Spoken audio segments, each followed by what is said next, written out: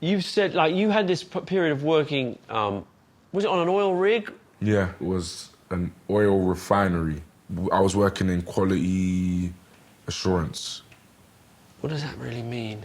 Couldn't fucking tell you. I was so bad at it. That was quite a big thing for you. Yeah, it was massive. In what way?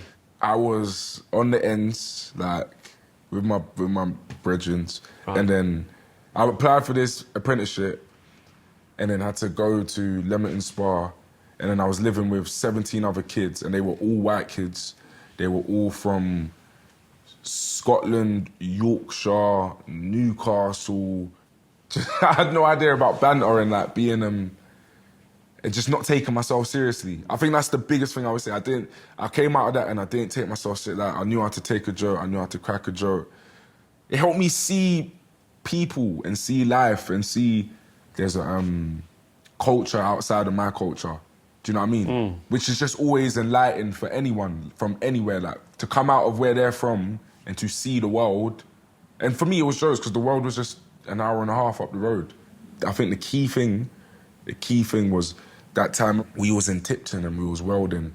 I remember I took off my hard hat, and this was probably close to the times where I got stabbed. So I took off my hard hat and someone walked past and was like, oh, what's the... And I used to have it was like this long scar. It was like a T, like a long...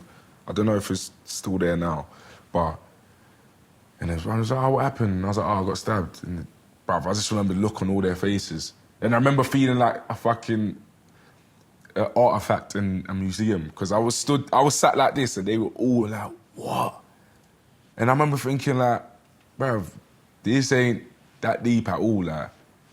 And they were like, and I was like, yeah, like, and I've been stabbed here, and they were like, what? Like, and I remember, and then it was kind of like a realization of, okay, yeah, that's not the most normal thing, innit? Like, as much as it's normal in our community, and it's like... Did you lose any friends over the violence? Stabbing? Yeah. Did loads, you? Yeah, loads. Loads? Yeah. Died? Yeah. For real? Yeah.